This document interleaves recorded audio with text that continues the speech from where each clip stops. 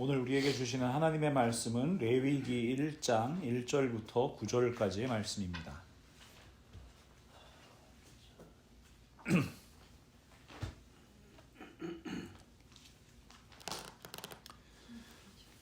구약성경 레위기 1장 1절부터 9절까지의 말씀입니다. 제가 하나님 말씀을 봉독하겠습니다. 여호와께서 회막에서 모세를 부르시고 그에게 말씀하여 이르시되 이스라엘 자손에게 말하여 이르라. 너희 중에 누구든지 여호와께 예물을 드리려거든 가축 중에서 소나 양으로 예물을 드릴지니라. 그 예물이 소의 번제이면 흠없는 수컷으로 회막문에서 여호와 앞에 기쁘게 받으시도록 드릴지니라. 그는 번제물의 머리에 안수할지니 그를 위하여 기쁘게 받으심이 되어 그를 위하여 속죄가 될 것이라. 그는 여호와 앞에서 그 수송아지를 잡을 것이요 아론의 자손 제사장들은 그 피를 가져다가 회막문 앞 제단 사방에 뿌릴 것이며 그는 또 그 번제물의 가죽을 벗기고 각을 뜰 것이요 제사장 아론의 자손들은 제단 위에 불을 붙이고 불 위에 나무를 버려놓고 아론의 자손 제사장들은 그 뜬 각과 머리와 기름을 제단 위에 불 위에 있는 나무에 버려놓을 것이며 그 내장과 정강이를 물로 씻을 것이요 제사장은 그 전부를 제단 위에서 불살라 번제를 드릴지니 이는 화제라 여호와께 향기로운 냄새니라. 아멘. 오늘부터 우리 5주 동안 이 레위기에 기록되어 있는 5가지 제사를 살펴보면서 우리를 향한 하나님의 마음을 알아가도록 하겠습니다. 오늘은 첫 번째로 번제에 대한 말씀을 통해서 은혜를 나누기를 원합니다. 여러분, 레위기라는 성경 이 책의 제목이 있지요. 레위기. 짐작하시겠지만 이 레위기라는 제목은 예배와 제사를 담당하는 지파인 레위 지파의 이름을 따서 지은 것입니다. 이것은 헬라어로 번역된 성경이나 라틴어 성경 제목에 이 영향을 받은 것인데요. 그러면 이 구약 성경이 처음 이렇게 기록되었던 히브리어 성경에는 이 레위기의 제목이 뭐라고 되어 있을까? 히브리어 성경 제목은 와이크라라고 합니다. 와이크라. 보통 히브리어 성경은 성경이 시작되는 첫 번째 글자를 따가지고 이 제목을 짓거든요. 제가 레위기 1장 1절 말씀을 다시 읽어드릴게요. 여호와께서 회막에서 모세를 부르시고 그에게 말씀하여 이르시되. 이 히브리어 와이크라라는 거를 한국말로 번역하면은 그리고 그가 부르셨다라는 뜻입니다. 한마디로 이야기하면 레위기는요, 부르심의 책입니다. 하나님께서 택하신 하나님의 백성들을 하나님 앞으로 부르시는 말씀, 그 말씀이 바로 레위기입니다. 여러분, 김춘수 시인이 쓴 꽃이라는 시 다 들어보셨을 거예요. 제가 한번 읽어드릴게요. 꽃, 김춘수. 내가 그의 이름을 불러주기 전에는 그는 다만 하나의 몸짓에 지나지 않았다. 내가 그의 이름을 불러주었을 때 그는 나에게로 와서 꽃이 되었다. 내가 그의 이름을 불러준 것처럼 나의 이 빛깔과 향기에 알맞는 누가 나의 이름을 불러다오. 그에게로 가서 나도 그의 꽃이 되고 싶다. 우리들은 모두 무엇이 되고 싶다. 너는 나에게, 나는 너에게 잊혀지지 않는 하나의 눈짓이 되고 싶다. 내가 그의 이름을 불러주었을 때 그는 나에게 와서 꽃이 되었습니다. 아무 의미 없는 몸짓에 불과하던 것이 가장 아름다운 존재가 되었습니다. 여러분, 이스라엘 민족이 그랬습니다. 이스라엘 민족은 이집트에서 노예로 살았습니다. 아무것도 아닌 존재죠. 노예는 누구도 이름을 불러주지 않는 존재입니다. 노예는 기억할 가치가 없는 사람들이고 아무런 존엄성을 갖지 못한 사람들입니다. 그 사람들이 바로 노예입니다. 그러나 하나님께서 그들을 불러주십니다. 불러주시는데 하나님께서는 그들을 노예라고 부르지 않으셨습니다. 하나님께서는 이스라엘 민족을 하나님의 군대라고 불러주십니다. 출애굽기 12장 41절 말씀입니다. 430년이 끝나는 그날에 여호와의 군대가 다 애굽 땅에서 나왔음즉. 여러분, 이집트를 탈출하는 이스라엘 백성들의 모습을 한번 머릿속에 그려보세요. 영화 같은 데서 보신 적이 있으실 거예요. 그들에게 제대로 된 갑옷이나 칼이 있었습니까? 아니면 깃발을 휘날리면서 아주 당당하게 줄을 맞춰서 행진하는 모습이었습니까? 아닙니다. 온갖 세간살이 다 짊어지고요. 그냥 이렇게 야반도주하는 하나의 무리에 불과했습니다. 세상적인 눈으로 보면 그들은 도저히 군대라고 부를 수 없는 사람들이었죠. 그런데 하나님께서는 그들을 여호와의 군대라고 부르셨고, 하나님께서 그렇게 부르시면 하나님의 군대 되는 겁니다. 그렇다면 여러분, 이스라엘 백성들을 하나님의 군대라고 부르신 우리 하나님께서 우리들은 뭐라고 불러주시나요? 베드로전서 2장 9절과 10절 말씀입니다. 그러나 너희는 택하신 족속이요 왕같은 제사장들이요 거룩한 나라요 그의 소유가 된 백성이니 이는 너희를 어두운 데서 불러내어 그의 기이한 빛에 들어가게 하신 이의 아름다운 덕을 선포하게 하려 하심이라. 너희가 전에는 백성이 아니더니 이제는 하나님의 백성이요 전에는 긍휼을 얻지 못하였더니 이제는 긍휼을 얻은 자니라. 아멘. 하나님께서 우리를 거룩한 하나님의 백성이라고 불러주셨습니다. 왕같은 제사장들이라고 불러주셨습니다. 우리가 지금 이 자리에, 이 예배의 자리로 나올 수 있는 것은요, 하나님의 부르심 때문입니다. 우리 그 주보 보시면은 제일 처음에 예배 순서 처음에 뭐라고 돼 있어요? 예배로의 부름이잖아요. 우리가 예배의 자리로 나올 수 있는 것, 우리가 하나님을 예배할 수 있는 것은 하나님께서 우리를 이 자리로 불러주셨기 때문입니다. 내가 어떤 자격이 있어서 나올 수 있는 것도 아니고요. 나의 의지로 나올 수 있는 것도 아니고요. 오직 하나님의 부르심으로 인해 우리가 예배의 자리에 나올 수 있습니다. 우리를 택하시고 부르시는 이유가 무엇입니까? 우리가 잘나서입니까? 요즘 말로 스펙이 좀 되셔서 부르신 겁니까? 부자여서입니까? 권력이 있어서입니까? 아닙니다. 오직 하나님의 전적인 은혜로 우리를 부르셨습니다. 우리 하나님 아버지의 무한하신 사랑으로 우리를 부르셨습니다. 하나님께서 우리를 사랑하사 독생자 예수 그리스도를 이 땅에 보내주셨고, 그 이름을 믿는 우리를 아무런 조건도 없이 아무 값도 없이 어두움에서 불러내어 하나님의 자녀로 삼아 주셨습니다. 그것이 하나님의 부르심의 섭리이고 부르심의 은혜입니다. 여러분, 그러면 우리는 그런 하나님의 부르심에 어떻게 응답해야 합니까? 전적으로 응답해야 합니다. 가장 큰 계명이 무엇입니까? 묻는 서기관에게 예수님께서 이렇게 대답하셨습니다. 마가복음 12장 29절과 30절 말씀입니다. 예수께서 대답하시되 첫째는 이것이니 이스라엘아 들으라. 주 곧 우리 하나님은 유일한 주시라. 내 마음을 다하고 목숨을 다하고 뜻을 다하고 힘을 다하여 주 너의 하나님을 사랑하라 하신 것이요. 하나님의 부르심을 받은 우리 모두는 마음을 다하고 목숨을 다하고 뜻을 다하고 힘을 다하여 하나님 앞에 응답해야 합니다. 이것이 바로 번제의 의미입니다. 번제는 가지고 나온 재물의 전부를 태워서 드리는 제사입니다.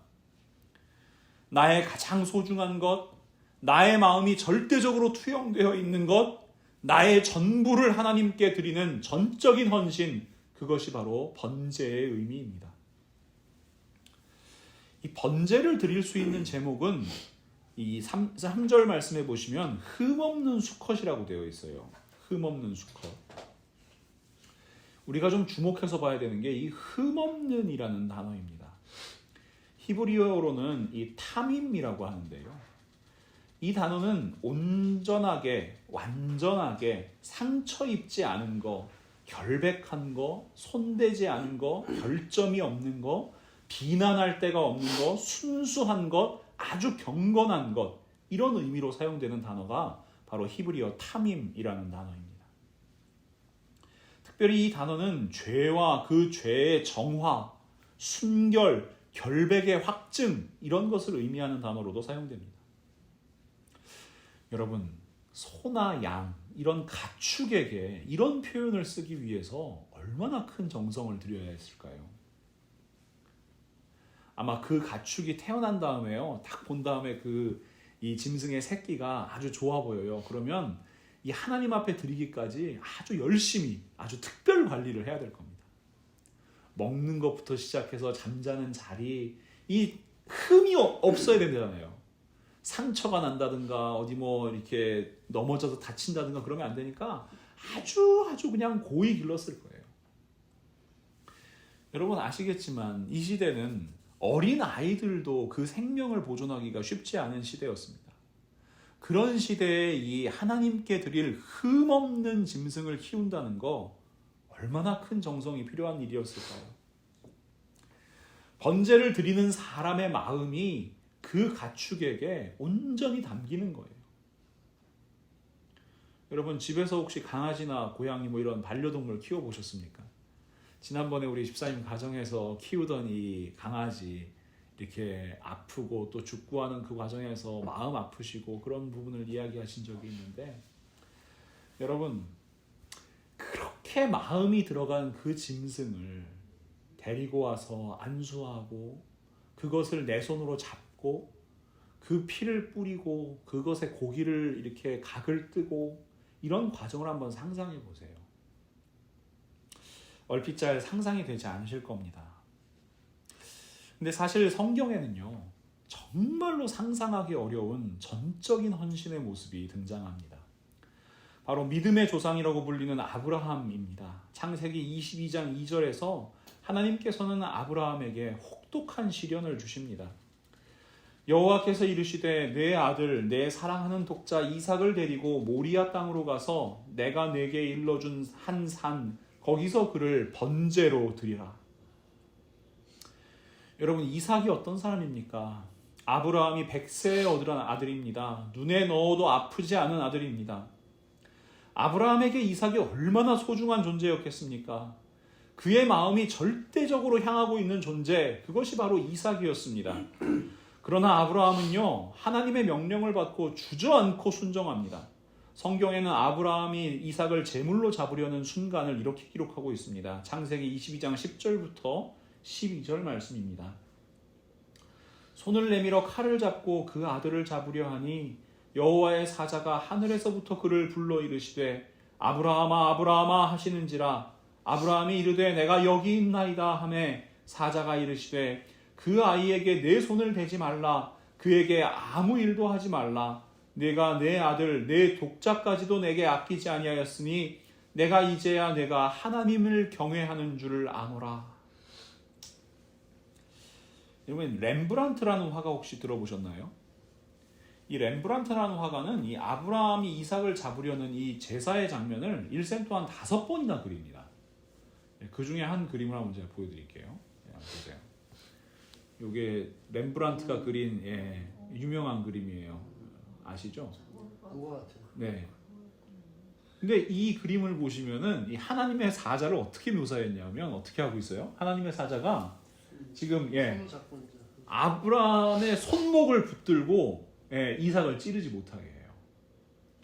이 렘브란트라는 사람이 이 성령의 감동을 받고 이 그림을 그릴 때 아브라함이 얼마나 급박하게 이 이삭을 찌르려고 했는지 하나님의 사자가 아브라함아 아브라함아 이게 부르기만 하면은 이게 푹 찌를 것 같은 거예요. 그러니까 하나님의 사자가 이 아브라함의 손을 붙들어서 그 손이 이 칼로 이 이삭을 찌르지 못하게 했다. 라는 이제 이 영감을 가지고 이 그림을 그린 거죠. 사랑하는 성도 여러분, 한번 여쭙겠습니다. 우리에게는 아브라함과 같은 믿음의 결단이 있습니까? 하나님께서 말씀하실 때 우리의 가장 소중한 것 내려놓을 마음이 있으십니까? 우리의 마음이 우리를 지금 불러주신 하나님만 향하고 있습니까? 정말 마음을 다하고 목숨을 다하고 뜻을 다하고 힘을 다해서 하나님을 사랑하고 있습니까? 하나님만 나의 삶의 주인으로 고백하고 그렇게 살아가고 있습니까? 예수님께서 이렇게 말씀하십니다. 마태복음 6장 24절 말씀인데요. 한 사람이 두 주인을 섬기지 못할 것이니 혹 이를 미워하고 저를 사랑하거나 혹 이를 중히 여기고 저를 경히 여김이라. 너희가 하나님과 재물을 겸하여 섬기지 못하느니라. 여러분, 예수님의 말씀은 너무나 분명합니다. 하나님도 사랑합니다는 믿음이 아니라는 거예요. 하나님만 사랑합니다가 믿음이지 하나님도 사랑합니다는 믿음이 아니라는 것, 이것이 예수님의 말씀입니다. 정말 하나님께 온전히 집중하고 계십니까? 하나님께만 우리의 마음을 드리고 있는 겁니까? 하나님만 우리 삶의 주인입니까? 헛된 것에 우리의 마음을 빼앗기고 있지는 않습니까? 세상의 재물이나 성공, 세상의 부귀영화를 주인으로 섬기면서 하나님을 그런 것들 이루는 도구쯤으로 여기고 살아가지는 않습니까? 부끄럽지만 우리는 여전히 머뭇거리는 사람들입니다. 분명히 하나님 말씀대로 살아야 한다는 거 알죠. 하나님만 사랑해야 되는 거 알죠. 그런데 우리는 자꾸만 다른 것을 기웃거립니다. 하나님도 사랑하는 정도로 살면 괜찮을 것이라고 나 자신을 합리화합니다. 예수님께서 그런 우리에게 외치십니다. 요한복음 7장 37절과 38절 말씀입니다. 명절 끝날 곧 큰 날에 예수께서 서서 외쳐 이르시되 누구든지 목마르거든 내게로 와서 마시라. 나를 믿는 자는 성경의 이름과 같이 그 배에서 생수의 강이 흘러나오리라. 근데 저는요, 이 말씀을 묵상하다가 누구든지 목마르거든 이라는 말씀에 저의 눈길이 머물렀습니다. 목마르면 예수님 앞에 나오게 됩니다. 목이 말라야 예수님께 나와서 생수를 마시게 됩니다. 그런데 문제는 지금 우리가 살아가고 있는 이 시대, 목마름을 느끼지 못하게 하는 시대라는 겁니다. 여러분, 밥이 중요해요? 물이 중요해요? 물이겠죠. 네. 둘 다? 둘 다 물론 중요하지만, 우리 사람이 살아가는데 중요하지만 더 중요한 건 사실 물입니다. 왜냐하면 음식은요, 이렇게 저처럼 이렇게 몸에 저장된 게 많은 사람들은 한 달 이상 안 먹어도 사실은 생명을 잃지 않습니다. 근데 물은요, 사흘만 마시지 않아도 이 정상적인 신진대사가 이루어지지 않고요, 일주일 못 마시면은 사람이 죽음에 이르게 됩니다. 자, 물이 훨씬 중요해요. 근데 재밌는 건 뭐냐면요, 우리 몸은 목마름을 배고픔으로 착각하는 경향이 있다는 거예요. 이 뇌에 시상하부라는 곳이 있는데, 이 시상하부라는 곳에 목마름을 느끼는 중추하고 이 배고픔을 느끼는 중추가 바로 옆에 있어요. 그래서 이게 서로 헷갈리는 거예요. 그러니까 여러분, 배고프다라고 느껴질 때 사실은 물을 한 잔 마시면은 그 배고픈 느낌이 사라지는 그런 경험을 한번 해보셨을 거예요. 그러니까 그것을 가짜 배고픔이라고 하거든요. 분명히 우리 몸은 지금 목마른 상태인데, 물이 필요한 상태인데 그것을 배고픔이라고 착각을 하는 거예요. 그래서 다들 지금 나는 목이 말라요. 탈수가 진행되고 있는 상태예요. 그런데 자꾸 뭐에 집어먹어요? 과자 하나 집어먹고, 뭐 고구마 하나 까먹고, 왜 이렇게 자꾸 주전부리를 먹게 되는 거예요? 우리 육신의 상태가 그런데 우리의 영의 상태도 비슷한 겁니다. 우리는 분명히 목이 마른 상태예요. 분명히 영적인 갈급함이에요. 그런데 사람들은 여러분 영적인 갈급함을 자꾸만 배고픔으로, 특히 세상에 대한 배고픔으로 착각을 하는 거예요. 그래서 어떻게 하냐면 자꾸 뭘 가져요. 자꾸 뭘 사들여요. 자꾸 뭔가 더 높은 곳에 올라가려고 해요. 정말로 내가 채워야 할 것은 예수 그리스도께서 주시는 생명의 물인데, 예수께서 허락하시는 생명의 강인데, 그것을 찾는 것이 아니라 계속해서 엉뚱한 거 찾는 거예요. 그러면 여러분, 배고프다고 해서 계속해서 내가 어떤 빵을 먹었다고 합시다. 그러면 우리가 목마름이 해소됩니까? 아니겠죠. 오히려 더 목이 마르게 되겠죠. 혹시 내가 목마름을 느꼈다고 해서 여러분 콜라, 커피 같은 거 마시면 여러분 정말로 목마름이 해결됩니까? 순간적으로는 그렇겠지만 사실은 더 탈수가 빨리 진행되는 효과를 낳는 것이죠. 정말로 우리가 목마름을 해결하기 위해서 무엇을 해야 하는지,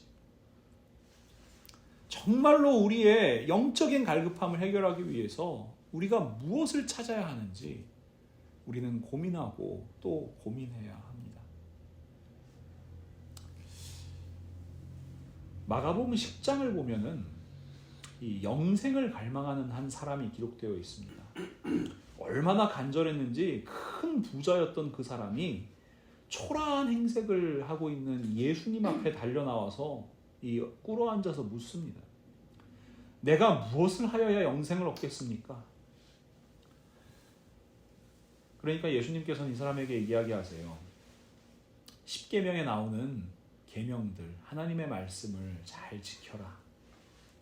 그러니까 이 사람이 참 자신 있게 대답합니다. 선생님, 제가 이것을 어렸을 때부터 다 지켰습니다. 참 대단한 사람이죠.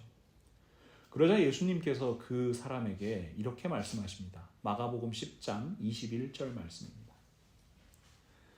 예수께서 그를 보시고 사랑하사 이르시되 네게 아직도 한 가지 부족한 것이 있으니 가서 네게 있는 것을 다 팔아 가난한 자들에게 주라. 그리하면 하늘에서 보화가 네게 있으리라. 그리고 와서 나를 따르라 하시니. 예수님께서 이 사람을 사랑하셨다고 기록합니다. 그리고 그 사람에게 말씀하십니다. 예수님께서 이 사람을 부르시는 음성입니다. 그런데 이 부자의 반응은 무엇이었습니까? 마가복음 10장 22절 말씀에 그 사람은 재물이 많은 고로 이 말씀으로 인하여 슬픈 기색을 띠고 근심하며 가니라. 이 사람 아주 불행하게도 재물이 많은 사람이었습니다. 그래서 예수님의 말씀을 듣고 슬픈 기색을 띠고 근심하면서 돌아갔습니다. 근데 저는요, 이 말씀을 읽을 때마다 늘 예수님께서 이 사람에게 이렇게 물으신다고 생각합니다. 과연 내 주인이 누구냐? 지금 네 마음에 있는 내 삶의 주인이 누구냐? 이 부자는 깨달은 거지요. 내가 진정으로 사랑하는 것이 하나님이라고 생각하면서 살아왔습니다. 내가 정말로 갈급한 것이 영생이라고 생각하면서 살아왔습니다. 그런데 예수님의 말씀을 딱 듣고 보니까요, 그게 아니었던 거예요. 내가 지금까지 정말로 사랑했던 거, 내가 지금까지 정말로 갈급했던 게 하나님과 영생의 길이 아니라 재물이었다는 것을 깨닫게 된 겁니다. 우리는 흔히 이 사람의 모습을 비웃습니다. 그가 예수님의 말씀을 듣고도 행하지 않고 근심한다고 정죄합니다. 믿음 없다고요. 그런데 저는요, 이 근심이야말로 구원을 향한, 하나님 나라를 향한 첫걸음이라고 생각합니다. 지금 이 사람은 예수님 말씀을 지켜야 되나 말아야 되나 고민합니다.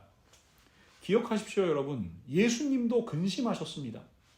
예수님도 고민하셨습니다. 여러분, 겟세마네 동산에서 왜 예수님께서 땀방울이 핏방울처럼 떨어지도록 고뇌하면서 기도하십니까? 하나님의 뜻과 인간의 욕망 가운데에서 기도하시는 겁니다. 십자가의 길과 넓고 편한 길 사이에서 예수님 고민하고 기도하시는 겁니다. 예수님은 완전하신 하나님이심과 동시에 완전하신 인간이었기 때문입니다. 그러나 여러분 기억하세요. 그 근심은요, 거룩한 근심입니다. 지금 여러분 마음에 근심이 드신다면 그것은 거룩한 근심입니다. 정말로 내 인생의 주인이 누구신지 근심이 된다면, 걱정이 된다면, 염려가 된다면 그것은 거룩한 근심입니다. 고린도후서 7장 10절 말씀에 사도 바울은 이렇게 얘기합니다. 하나님의 뜻대로 하는 근심은 후회할 것이 없는 구원에 이르게 하는 회개를 이루는 것이요 세상 근심은 사망을 이루는 것이라. 사랑하는 성도 여러분, 우리에게 이 부자의 근심이 있습니까? 하나님의 말씀을 듣지만 우리에게 정말 하나님 말씀대로 살지 못하는 그 안타까움과 눈물의 근심이 있습니까? 편안하고 우아한 신앙에 익숙해져서 근심 없는 신앙생활, 그것에 빠져 있는 것은 아닙니까? 내 마음은 엉뚱한 데를 향하고 있는데 하나님 믿고 있다고 착각하면서 살아가고 있는 것은 아닌지 우리는 근심해야 합니다. 내가 경험하고 있는 것이 영적인 목마름인지 아니면 세상의 것을 향한 배고픔인지 우리는 근심하고 고민해야만 합니다. 여러분 시편 42편 1절 말씀 다 잘 아시죠? 찬양으로도 유명한 말씀인데요.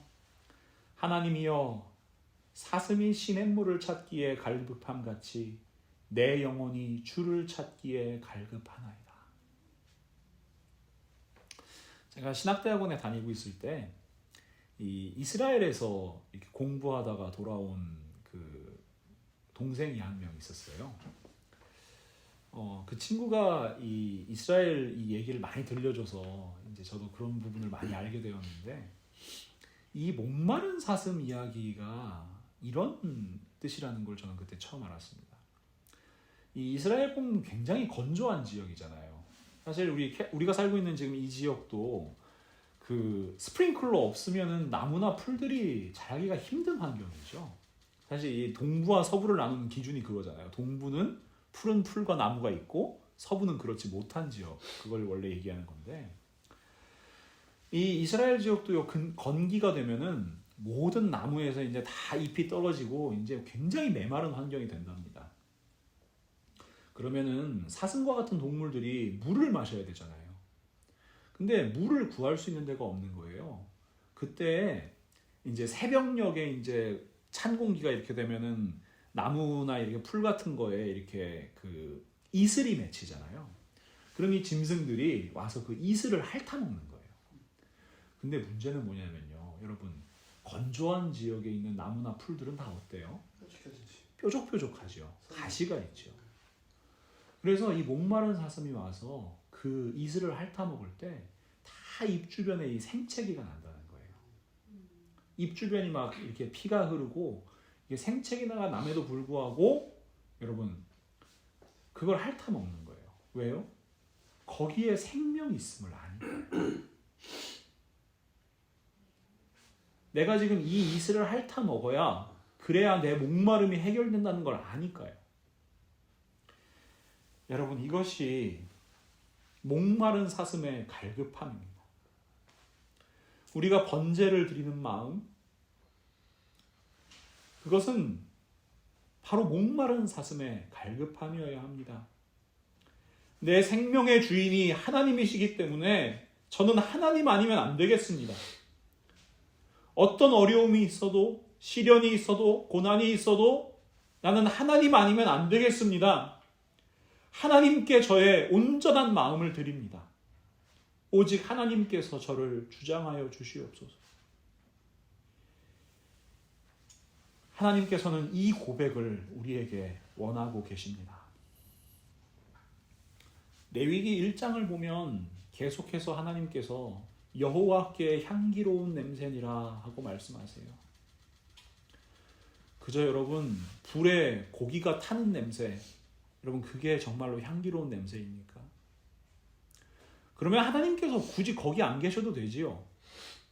지금 이제 예배 자리에 하나님께서 계신 것이 아니라 어디 뭐 이렇게 코리안 BBQ집 앞에 하나님께서 계시면 고기가 구워지는 냄새를 계속 맡으실 수 있을 거잖아요. 정말로 하나님께서 원하시는 것은 그 고기가 타는 냄새가 아니라 하나님 앞에 내어드리는 온전한 마음임을 우리는 잘 압니다. 오직 하나님을 향한 마음, 정말 타는 목마름으로 온전한 마음을 하나님께 드리는 하나님의 백성, 그 사람들을 하나님께서는 부르셨고 또 기다리고 계십니다. 사도 바울의 권면으로 여러분을 권면합니다. 로마서 12장 1절과 2절 말씀입니다. 그러므로 형제들아, 내가 하나님의 모든 자비하심으로 너희를 권하노니 너희 몸을 하나님이 기뻐하시는 거룩한 산제물로 드리라. 이는 너희가 드릴 영적 예배니라. 너희는 이 세대를 본받지 말고 오직 마음을 새롭게 함으로 변화를 받아 하나님의 선하시고 기뻐하시고 온전하신 뜻이 무엇인지 분별하도록 하라. 여러분, 하나님의 뜻을 분별해야 합니다. 종교개혁가이자 장로교의 창시자로 알려져 있는 장 깔뱅이라는 사람이 있습니다. 이 사람이 원래 처음에 이 사역을 시작했던 곳은 스위스의 제네바라는 도시인데요. 그곳에서 이 사람은 많은 배척을 받았습니다. 거부함을 당했습니다. 종교개혁자들이 다 그랬지만 많은 어려움을 겪었습니다. 그래서 그곳을 떠나야만 했습니다. 그런데 여러분, 이 장깔뱅이 다시 그 자리로 돌아가게 됐어요. 여러분, 인간적인 생각으로 가고 싶을까요? 가고 싶지 않을까요? 가고 싶지 않죠. 그곳에서 다시 욕먹고 정말 여러 가지 정말 험한 일들 당하고 또 심지어 목숨까지 잃을 수 있는 그곳에 인간적인 마음은 절대로 다시 돌아가고 싶지 않습니다. 그것이 사람의 마음입니다. 그러나 장깔뱅은 자신을 통해 이루시려는 하나님의 뜻을 분별합니다. 그리고 자신의 삶을 하나님의 손에 올려드립니다. 그가 그 제네바로 향하는 길에 썼던 이 글귀가 있는데요. 주님께 나의 심장을 드리나이다. 주님께 나의 마음을 드리나이다.